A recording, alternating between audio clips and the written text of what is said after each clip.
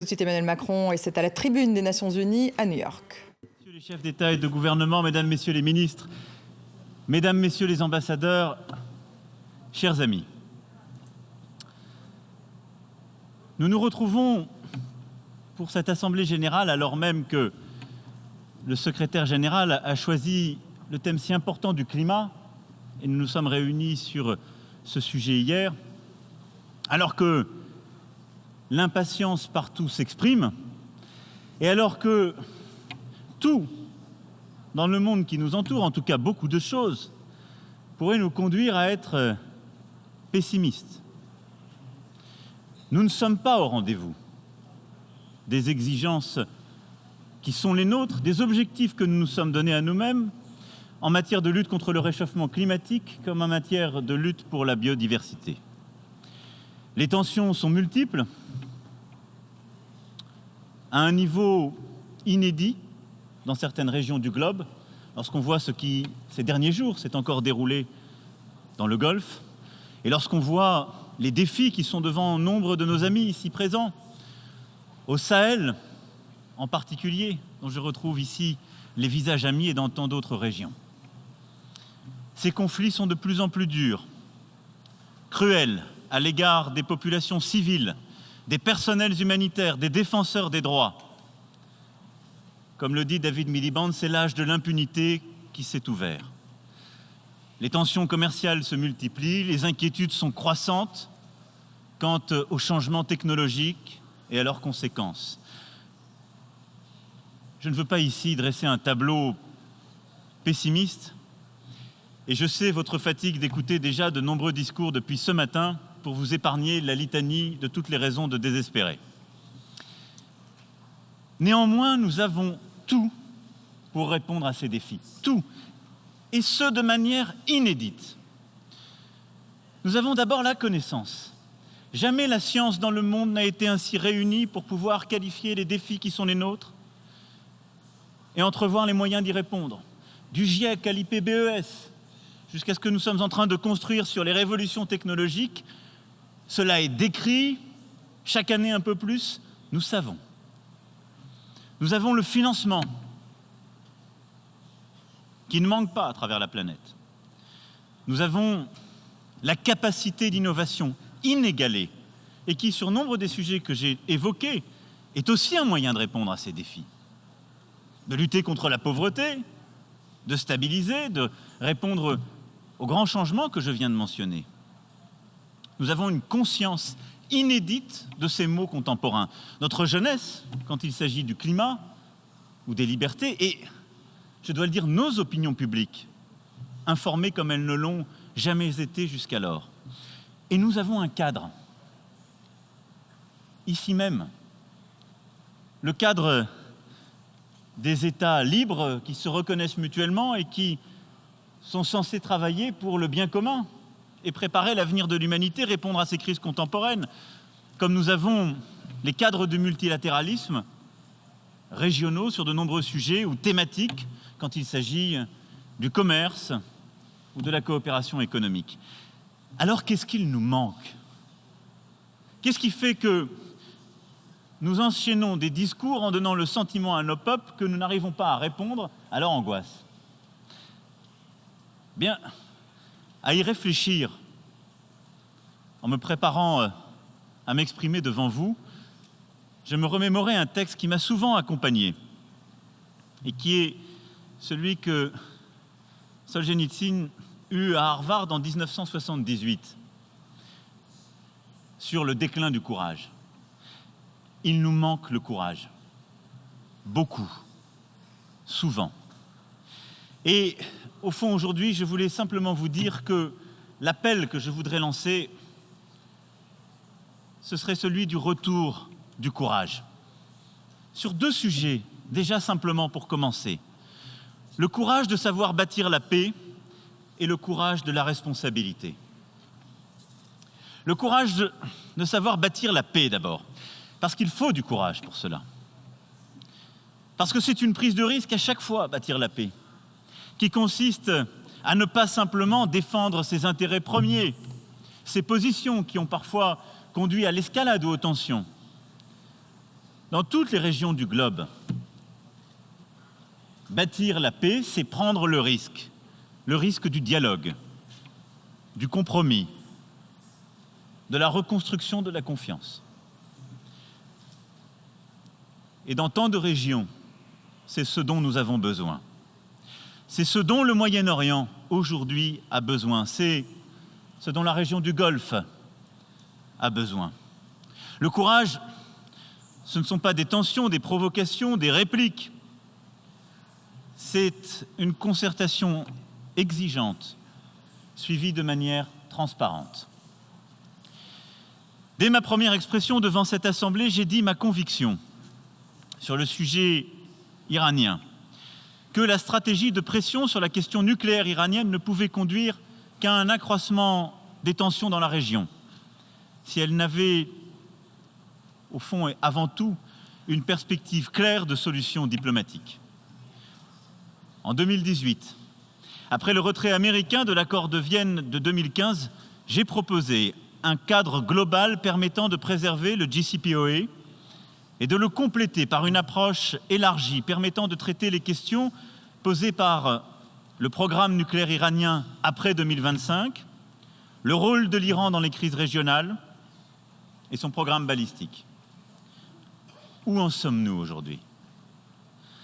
À la stratégie américaine et à la volonté européenne, russe et chinoise de préserver, quant à eux, l'accord de Vienne de 2015, l'Iran a répondu par une stratégie de pression maximale sur son environnement régional. Dans ce contexte, la montée des tensions fut, ces derniers mois, constante. Et les attaques du 14 septembre contre l'Arabie saoudite ont changé la donne.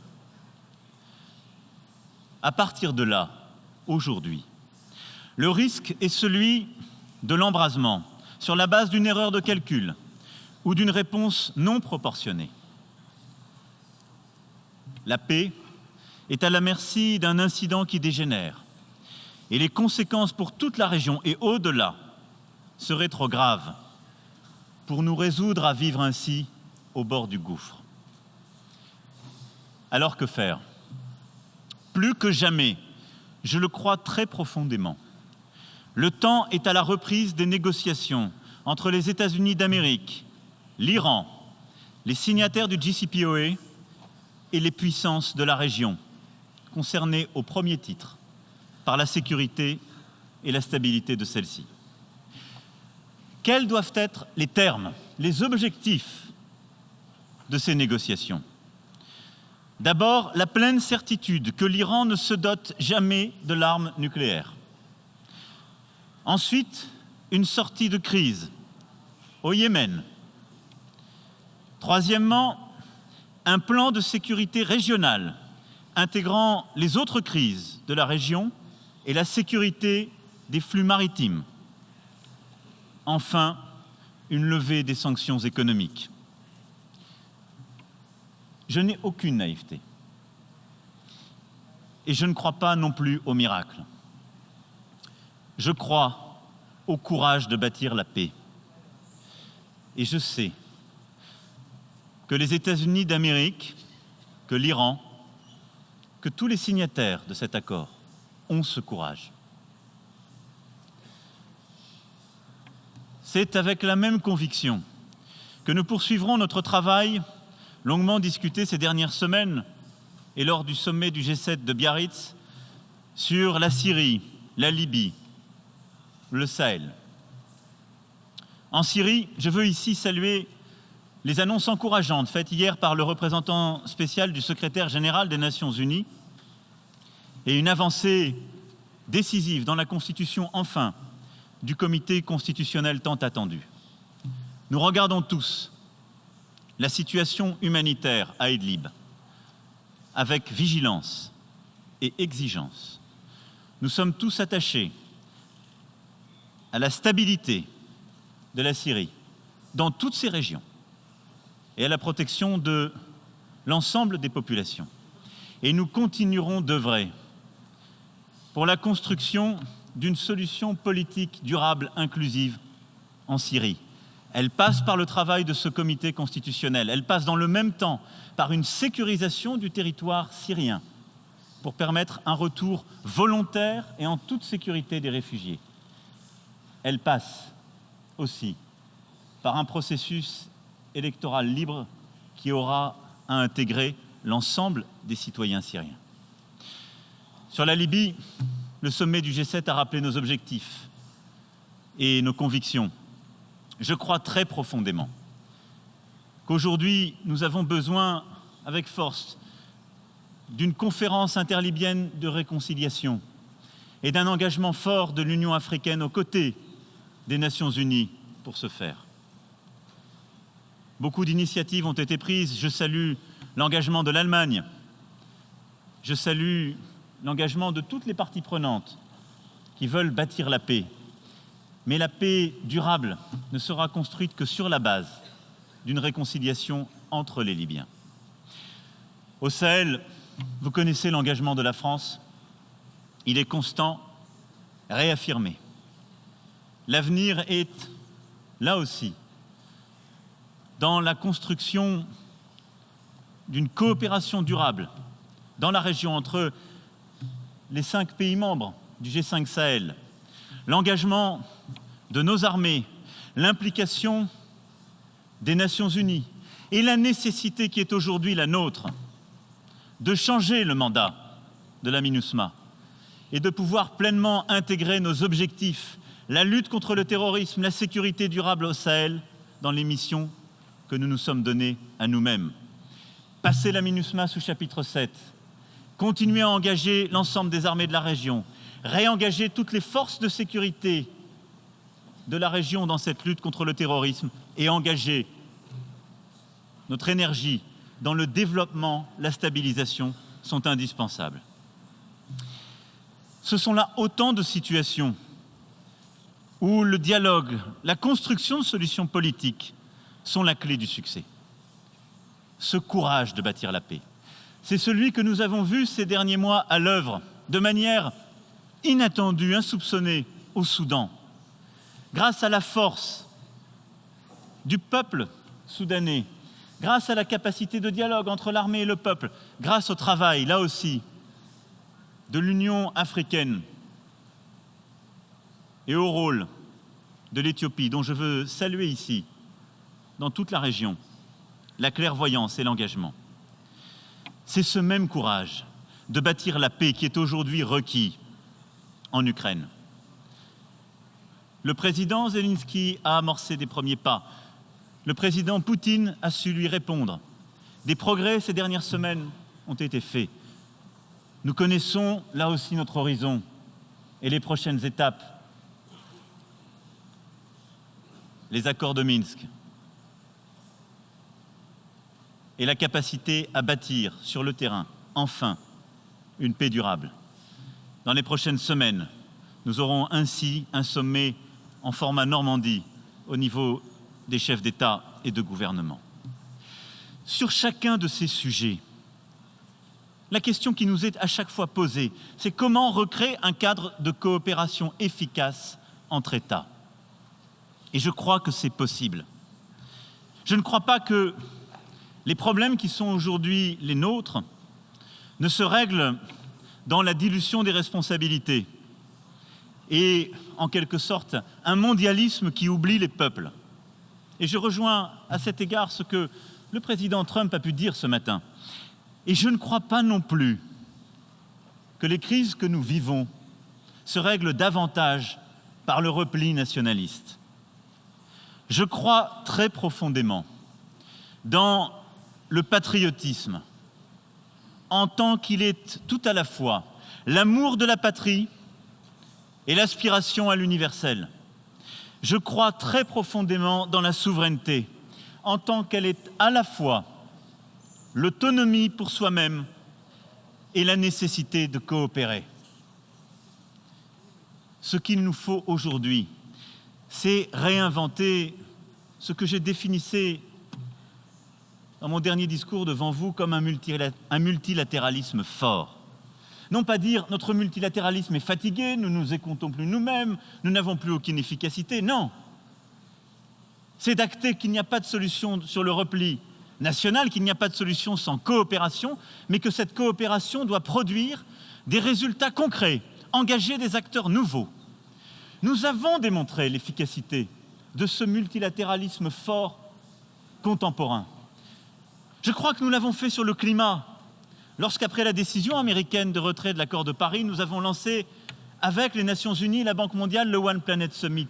Il a permis de garder de la cohésion, d'engager des acteurs nouveaux, des investisseurs, des entreprises. Nous l'avons encore vu hier, lors du sommet organisé par les Nations Unies.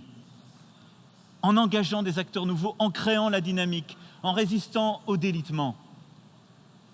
Et à cet égard, la ratification russe annoncée hier de ce même accord signe une forme de réussite de ces démarches. Et ce que nous avons su engager sur de nombreux sujets de coalition le signe aussi. C'est le même multilatéralisme fort, pragmatique que nous avons adopté pour lutter contre le terrorisme sur Internet. Par le processus d'Aqaba, l'appel de Christchurch le 15 mai dernier à Paris. Et je veux saluer ici l'engagement du roi de Jordanie et de la première ministre de Nouvelle-Zélande. Hier, nous avons marqué une avancée. 50 pays ont rejoint cette initiative. Des plateformes se sont engagées pour prendre des protocoles opérationnels et retirer les contenus terroristes. Nous irons encore plus loin, mais nous avons une réponse concrète, véritable. Il nous faut poursuivre cette capacité à bouger, innover, répondre aux défis contemporains. C'est aussi l'esprit du partenariat pour l'information et la démocratie. Il nous faut maintenant l'inventer en matière de sécurité. La grande difficulté qui est la nôtre aujourd'hui, c'est que nous ne savons plus stabiliser un monde de plus en plus conflictuel, alors que nous sommes sortis d'un duopole dans lequel nous avions vécu pendant des décennies. Nous n'avons plus vraiment les garants en dernier ressort de nos équilibres profonds. Alors les désordres se sont installés. Et alors on tarde souvent à régler efficacement les choses. Je crois très profondément que ce courage de bâtir la paix passe par la réaffirmation de nos valeurs, celles des droits de l'homme et de la dignité de la personne humaine, qui ne saurait souffrir d'aucune forme de relativisme contemporain. Elle passe par un réengagement concret sur l'ensemble des théâtres d'opération que j'évoquais à l'instant, pour bâtir la paix et la stabilité et proposer au peuple des solutions concrètes. Courage de la responsabilité ensuite. Sur beaucoup des défis qui sont les nôtres, quand nous parlons des biens communs contemporains, du climat, de l'éducation, des inégalités, nous pouvons dire que nous savons, nous voyons. Nous avons aujourd'hui tous les experts qui nous disent et nous décrivent avec un détail inédit la situation de notre monde. Si nous nous sommes affaiblis, c'est que nous avons trop souvent décidé de remettre la vérité en cause, de contester les faits, de privilégier le court terme, parfois de protéger certains intérêts. Et la perte de sens s'est installée. Mais la réalité est là. Les inégalités ont réaugmenté dans notre monde, entre les pays,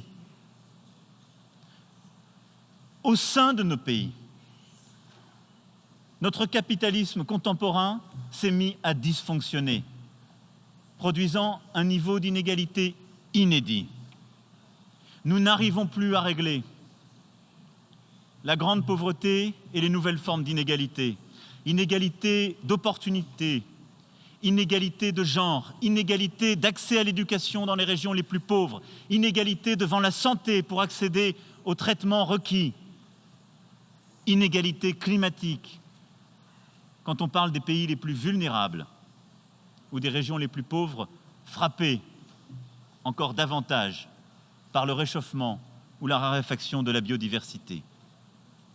Sur tous ces sujets, j'avais l'année dernière devant vous présenté l'agenda proposé pour le G7 et la volonté de mettre au cœur de celui-ci la lutte contre les inégalités. Je voulais très rapidement vous en rendre compte.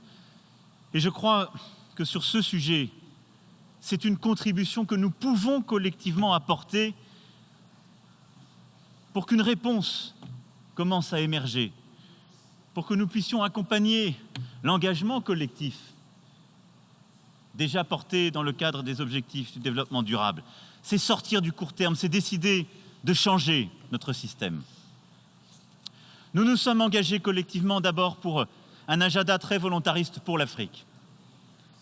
Pour le Sahel, sa sécurité, sa stabilité, son développement, plus largement pour avoir un véritable agenda de sécurité, de développement, de réciprocité avec l'Afrique. C'est dans ce cadre qu'au mois de juin prochain, nous accueillerons en France un sommet Afrique-France basé sur des partenariats économiques et l'implication des sociétés civiles dans cet esprit de réciprocité profond. C'est ensuite un agenda en matière d'égalité entre les femmes et les hommes. Nous avons, à Biarritz, lancé l'initiative AFAWA, d'une hauteur de 251 millions d'euros, pour soutenir les femmes entrepreneurs en Afrique. Et nous veillerons, avec Angélique Kidjo, à ce que les projets soient rapidement engagés. C'est une initiative proposée par les femmes africaines, opérée par la Banque africaine de développement, et pour laquelle les grandes puissances économiques ont décidé d'investir pour accompagner.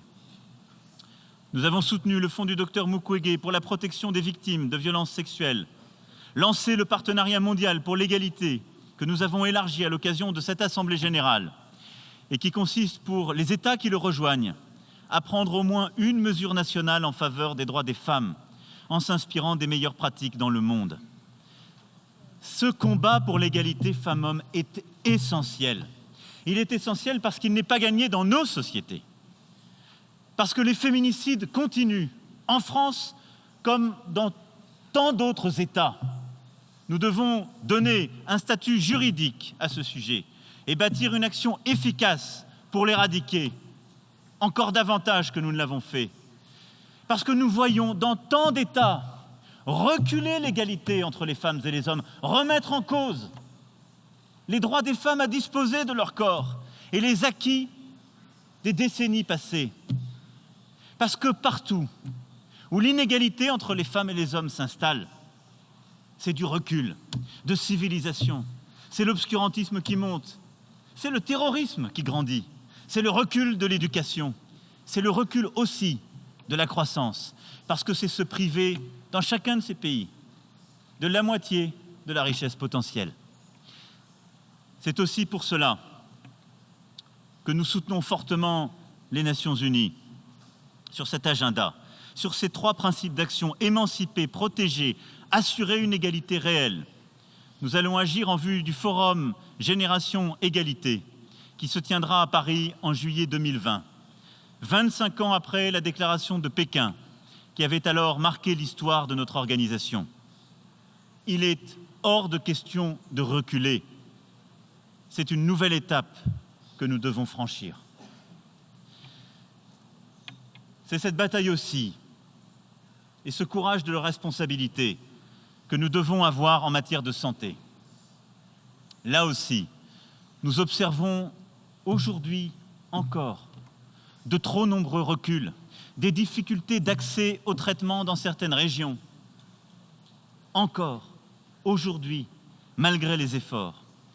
Le 10 octobre prochain, à Lyon, se tiendra la conférence de reconstitution du Fonds mondial de lutte contre le sida, la tuberculose et le paludisme. C'est à cette tribune qu'en 2002, Kofi Annan avait appelé à la création d'un Fonds mondial de lutte contre les inégalités face à la possibilité de guérir de maladies mortelles. Et il a été créé ensuite avec l'appui alors du G8. Et les résultats sont là. 32 millions de vies sauvées. Je vous le dis, l'élimination des grandes pandémies est à portée de notre action. Il s'agit de sauver 16 millions de vies dans les années qui viennent.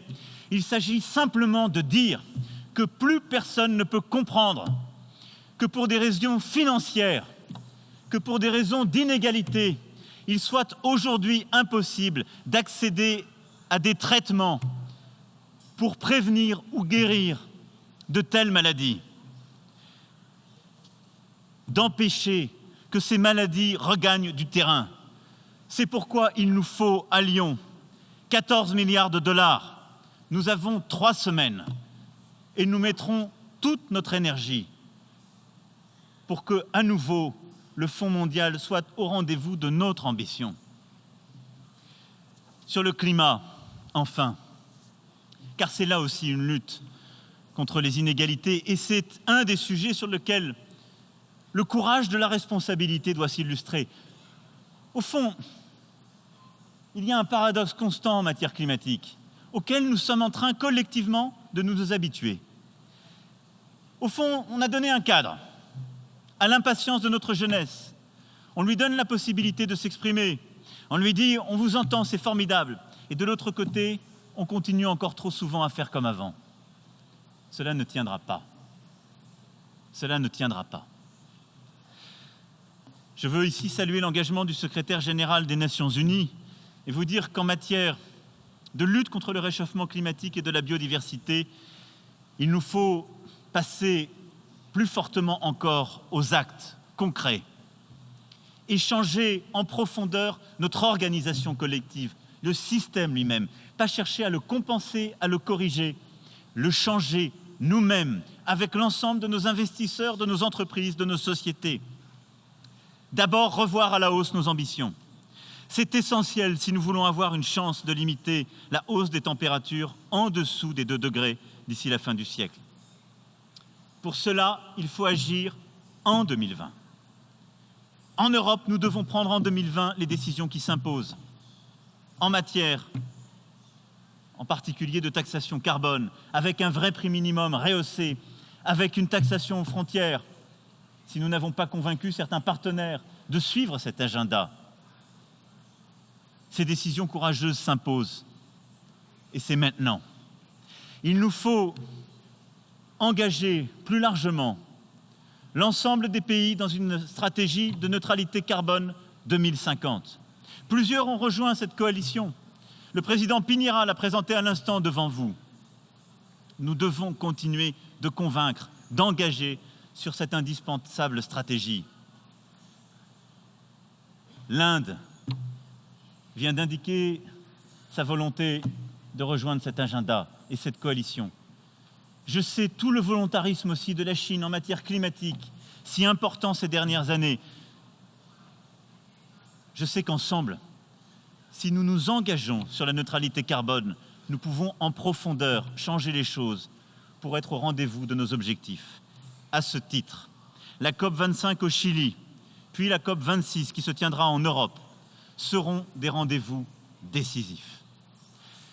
La deuxième chose, c'est de remettre en cohérence nos agendas et nos actions. Je l'ai dit hier, mais nous ne pouvons pas dire « on fait tout formidablement bien, rassurez-vous » et continuer dans tant de pays à être dépendants du charbon. Il faut que chacun, avec les contraintes qui sont les siens, en ayant l'aide de la communauté internationale, les bons financements, en respectant chaque composante de nos sociétés, bien sûr, mais il faut que chacun s'engage sur une stratégie de sortie du charbon. Il faut ensuite que les grands pays de ce monde arrêtent de financer de nouvelles installations polluantes dans les pays en voie de développement. Nous continuons encore aujourd'hui à avoir du financement export et des projets dans tant de pays financés par des pays développés qui consistent à ouvrir de nouvelles structures polluantes et en quelque sorte à dire aux pays en voie de développement, à dire aux pays les plus pauvres, vous, le changement climatique, ça n'est pas fait pour vous. Vous pouvez continuer à polluer, c'est bon chez vous. C'est incohérent, c'est irresponsable. Soyons lucides avec nous-mêmes. Nous devons engager l'ensemble de nos banques de développement, comme nous les avons commencé à le faire dimanche, vers une réorientation des financements vers les énergies renouvelables, partout. Parce qu'en Afrique, en Asie, sur le continent américain, dans le Pacifique, l'avenir de la production énergétique, c'est là aussi de sortir du charbon, de ne plus dépendre du charbon. De la même manière, il nous faut bâtir un fonds climat à la hauteur de ces ambitions. Le rendez-vous est dans quelques semaines, là aussi à Paris, pour la reconstitution du fonds climat. Et j'en appelle à nos grands partenaires sur ce sujet pour qu'ils apportent leur financement indispensable. Nous sommes plusieurs à avoir déjà doublé. Engagez-vous, engagez-vous. C'est décisif. Et sur ce sujet de la cohérence, comme je l'ai dit hier, nous ne pouvons plus avoir des stratégies commerciales d'ouverture libre-échangiste qui n'intègrent plus dans leur propre agenda l'objectif climatique. Elles doivent se conjuguer. Je crois à l'ouverture et au libre-échange, mais je ne crois qu'au libre-échange raisonné qui doit permettre d'intégrer l'objectif zéro carbone et zéro déforestation. Ça veut dire qu'à chaque fois, il faut construire les solutions compatibles, qu'à chaque fois, il faut trouver les mesures de compensation, mais qu'on ne peut pas conduire certains pays à faire des efforts et continuer ces pays à commercer avec ceux qui n'en font pas, qu'on ne peut pas continuer à faire des déclarations à cette tribune et continuer à importer dans le même temps des produits qui font l'inverse. Ça ne se fera pas en un jour. La France elle-même importe encore trop souvent des produits qui conduisent à la déforestation. Ça suppose des changements en profondeur. Ça suppose des stratégies partenariales avec les pays d'origine, avec nos entreprises, nos financeurs. Je ne suis pas en train de vous dire que tout va bien en France et que nous avons tout bien fait, loin de là. Mais si collectivement, nous ne sommes pas responsables, transparents, et nous n'acceptons pas la cohérence entre nos actes et nos mots, entre nos agendas commerciaux et climatiques, nous n'y arriverons jamais. Jamais. Ça prendra quelques années, mais il faut le commencer maintenant. Et puis, il y a deux sujets sur le climat que je veux ici souligner avant de conclure. Si nous voulons réussir cette bataille, c'est la forêt et l'océan. Ces deux batailles sont essentielles pour réduire les émissions de CO2 et préserver nos équilibres en termes de biodiversité. Sur ces deux questions mondiales, nous sommes en train de perdre la bataille. Sur la forêt, nous avons hier, par l'engagement de tous, je crois, marqué une étape importante pour défendre la forêt amazonienne et la forêt africaine, c'est-à-dire la réserve de forêt primaire de notre planète. Nous avons des pays qui se sont engagés, la France en fait partie, mais je veux saluer ici l'engagement au premier titre de l'Allemagne, de la Norvège. Nous avions les grands pays, les organisations internationales, les organisations non gouvernementales et la plupart des pays concernés par l'Amazonie, pour rester pudiques à cette tribune. Que tous ceux qui veulent se joindre se joignent. Mais nous avons besoin d'avancer. Et d'ici la COP de Santiago, nous parachèverons des critères extrêmement, là aussi, efficaces, pragmatiques, pour investir au plus près du terrain et trouver les solutions utiles, pour favoriser les projets de reforestation, de protection de la biodiversité, d'agroécologie, tous les projets de développement économique de l'Amazonie, de la forêt africaine dans le bassin du Congo, qui permettent le développement économique, la préservation de la forêt, et donc notre combat pour la biodiversité et en matière de lutte contre le réchauffement. Ce combat pour la biodiversité, lui aussi, a des rendez-vous devant lui. Et des rendez-vous majeurs en 2020, avec le congrès de l'UICN en France et la COP 15 de Pékin. Là aussi, en 2020, nous devons avoir des actes clairs. Sur les océans, le rapport du GIEC est d'une cruauté accablante. Les faits sont là, nus, têtus. Nous sommes en train de perdre la bataille. Nous avons commencé à Biarritz à bâtir des coalitions avec les grands transporteurs qui se sont engagés à réduire la vitesse. Ça n'est qu'un début. Nous sommes très loin d'avoir gagné. Et je souhaite que nous engagions, comme nous sommes en train de le faire pour la forêt primaire, le même combat sur les océans, pour engager là aussi des financements nouveaux, des actions concrètes et gagner cette bataille. Ce sont sur tous ces sujets des premiers changements, des premières actions. Mais je vous le dis ici avec beaucoup de force, ce que nous sommes en train collectivement d'essayer de faire est essentiel. C'est essayer collectivement de changer notre organisation collective, politique, économique, sociale, pour réduire les inégalités, mieux, pour les prévenir. Moi, je ne crois pas que la bonne réponse face aux inégalités contemporaines, croissantes, climatiques, d'opportunités, d'éducation, je ne crois pas que la bonne réponse soit dans chaque pays par un agenda fiscal. Je crois que la bonne réponse, elle est dans chaque pays, par l'éducation, l'accès à la santé, les politiques de prévention des inégalités, mais par plus de coopération internationale et un agenda assumé de lutte contre les inégalités. Mais ça suppose, au fond, une forme d'agenda de réconciliation. Ce que nous sommes en train de voir poindre devant nous, c'est d'un côté une rhétorique constante de la dénonciation. Et je l'entends, elle nous pousse à agir, mais elle n'est plus suffisante. Nous n'en sommes plus à dénoncer, nous savons. Nos prédécesseurs ont dénoncé il y a 20 ans, ils ont permis d'avoir des groupes d'experts. Mais donc il y a une rhétorique de la dénonciation qui est là. Et à côté de ça, chez certains, un confort de l'inaction. Une habitude qui est celle du cynisme. Et au milieu, il y a le groupe encombré, peut-être maladroit, de ceux qui essayent de faire. Assumons de faire fortement. Bâtissons ensemble cet agenda de réconciliation avec nos opinions publiques, avec notre jeunesse, avec nos entreprises, avec nos investisseurs et les gouvernements de bonne volonté, pour dire nous avons les faits, continuons à les établir et changeons dès à présent nos habitudes de consommateurs, nos habitudes de producteurs, nos habitudes d'investisseurs, nos habitudes de gouvernement et de citoyens pour collectivement nous engager dans cet agenda de changement.